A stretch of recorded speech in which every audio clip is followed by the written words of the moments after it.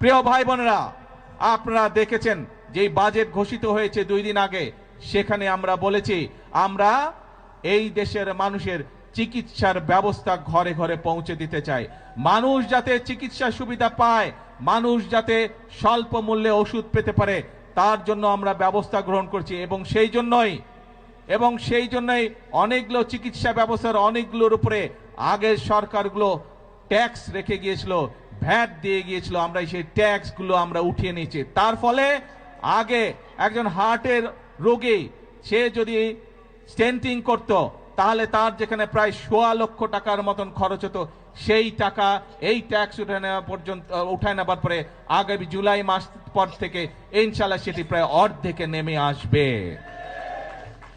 শুধু তাই নয়, অনেক মানুষ, বাংলাদেশের অনেক মানুষ কিডনি ডায়ালিসিস রোগী আছে, কিডনি ডায়ালিসিস করতে হয়, সেই ডায়ালিসিসের যে ওষুধ আসে সেটিরও ট্যাক্স তুলে নেওয়া হচ্ছে। তার ফলে এখন প্রায় 800 থেকে 8000 টাকা পর্যন্ত প্রত্যেকটি রোগীর প্রত্যেকটি ডায়ালিসিসের ক্ষেত্রে খরচ কমে আসবে। প্রিয় ভাই বোনেরা, এই কাজগুলো করার উদ্দেশ্য এবং কাজগুলো করার লক্ষ্য একটি। কি সেই লক্ষ্য? সেই লক্ষ্য হচ্ছে দেশের মানুষ যাতে একটু ভালো থাকতে পারে। আজকে সকালবেলায় আসার সময় যখন আমি প্লেনে করে এই কক্সবাজার আসছিলাম, তখন আমি প্লেনে বসে বসে পত্রিকাগুলো দেখছিলাম যে কি কি সংবাদ করেছে। অনেকগুলো পত্রিকাতে আমি দেখলাম, পত্রিকাগুলো নিউজ করেছে প্রতিবার বাজেটের সময় নিত্য প্রয়োজনীয় জিনিসের মূল্য পরের দিনই বৃদ্ধি পায়। আল্লাহর রহমতে আলহামদুলিল্লাহ, শুকুর আলহামদুলিল্লাহ, এইবার বাজেট দেওয়ার পরে এখন পর্যন্ত কোনো জিনিসের দাম বৃদ্ধি পায়নি। কারণ চাল, ডাল, তেল, নুন সব প্রয়োজনীয় যে জিনিসগুলো আছে তার উপরে যে সকল ট্যাক্স ছিল, বর্তমান সরকার এই 2 দিন আগের বাজেটে 60টি পণ্যের উপর থেকে ট্যাক্স তুলে নিয়েছে, যাতে করে নিত্য প্রয়োজনীয় জিনিসের দাম না বাড়ে। প্রিয় ভাই বোনেরা, কারণ উদ্দেশ্য একটি, লক্ষ্য একটি, দেশের মানুষ যাতে ভালো থাকতে পারে। কিন্তু প্রিয় ভাই বোনেরা, আমরা যেমন মানুষের নিত্য প্রয়োজনীয় জিনিসের, ওষুধ, বিভিন্ন চিকিৎসার বিষয়ের ট্যাক্স কমিয়ে দিয়েছি যাতে সেগুলোর দাম কমে যায়, যাতে মানুষ স্বস্তিতে থাকতে পারে। আমরা ট্যাক্স বাড়িয়েছি কিসে? আমরা ট্যাক্স বাড়িয়েছি মদের উপরে। আমরা ট্যাক্স বাড়িয়েছি কিসে?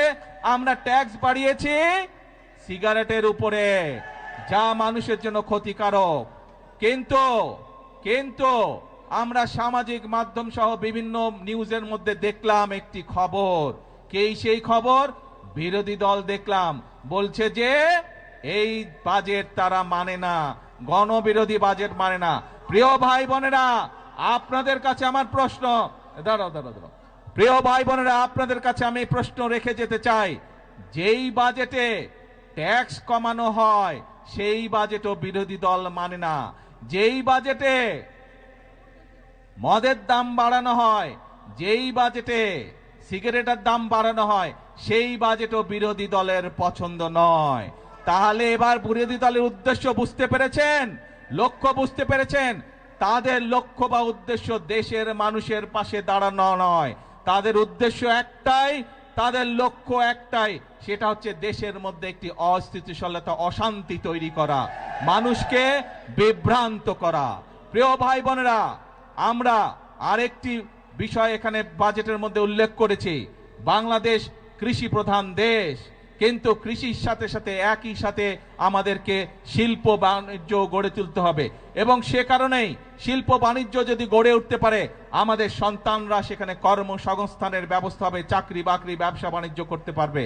এবং সে কারণেই যে সকল শিল্প দেশে উৎপন্ন হয়, যে সকল দ্রব্য দেশে উৎপাদিত হয়, একই জিনিস যেগুলো বিদেশ থেকে আসে সেগুলোর উপরে আমরা ট্যাক্স বাড়িয়েছি, যাতে করে দেশে যেই দ্রব্যটি উৎপাদিত হচ্ছে সেই দ্রব্যটি যারা উৎপাদিত হচ্ছে সেই শিল্প কারখানাটি যাতে সাপোর্ট পেতে পারে, তার ব্যবস্থা আমরা এই বাজেটের মধ্যে রেখেছি।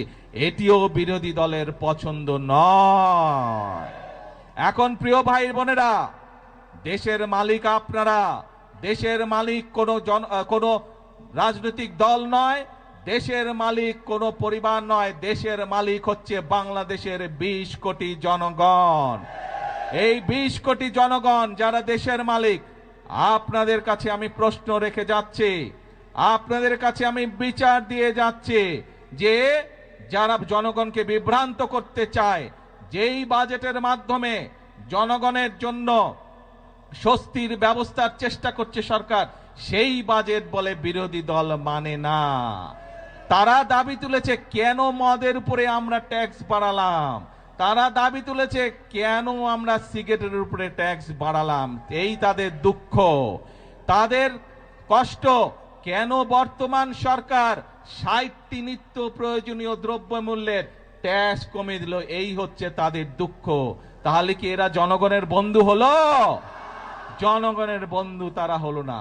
প্রিয় ভাই বোনেরা, আজ সময় এসেছে কারা জনগণের বন্ধু এবং কারা জনগণের বন্ধু নয়, এইটি সঠিকভাবে নির্ণয় করতে হবে। আমরা অতীতে আমরা দেখেছি জনগণকে বিভ্রান্ত করে অনেকে অনেক কথা বলেছে, কিন্তু জনগণের ভাগ্য পরিবর্তন হয়নি, দেশের ভাগ্য পরিবর্তন হয়নি। এই প্রথম আমরা চেষ্টা করছি। প্রিয় ভাই বোনেরা, বিএনপি যেমন অতীতেও চেষ্টা করেছে, আপনারাই বলেছেন এইখানে শহীদ জিয়া খাল খনন করেছিলেন, দেশনেত্রী খাল খনন করেছিলেন, বৃক্ষরোপণ করেছিলেন। এই কাজগুলোর মাধ্যমে ধীরে ধীরে দেশের অবস্থার পরিবর্তন হচ্ছিল।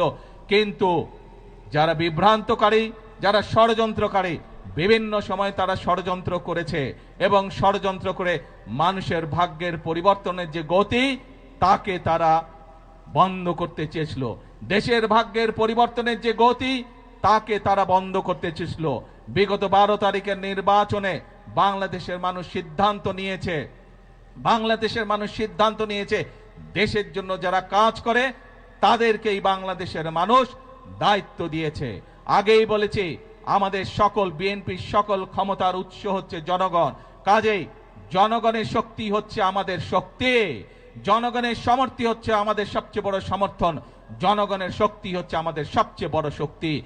আমাদের সাথে জনগণের সমর্থন আছে বলেই যতক্ষণ আমাদের এই ধরে প্রাণ থাকবে, আমরা ততক্ষণ পর্যন্ত এই দেশ এবং এই দেশের মানুষের জন্যই কাজ করে যাব এবং এই কাজের মাধ্যমেই আমরা চেষ্টা করব, সর্বোচ্চ শক্তিতে ইনশাল্লাহ চেষ্টা করব এই দেশের ভাগ্যের পরিবর্তন করার জন্য, এই দেশের মানুষের ভাগ্যের পরিবর্তন করার জন্য। কারণ এই দেশই হচ্ছে বিএনপির প্রথম ঠিকানা, এই দেশই হচ্ছে বিএনপির শেষ ঠিকানা। সেজন্যই প্রিয় ভাই বোনেরা, আজকে আসুন, দেশ আমাদের সকলের, এই দেশই আমাদের প্রথম ঠিকানা, এই দেশই আমাদের শেষ ঠিকানা। সেজন্যই আমরা বলি, এই দেশকে গড়লে আমরাই ভালো থাকবো, আমাদের সন্তানরাই শান্তিতে থাকতে পারবে।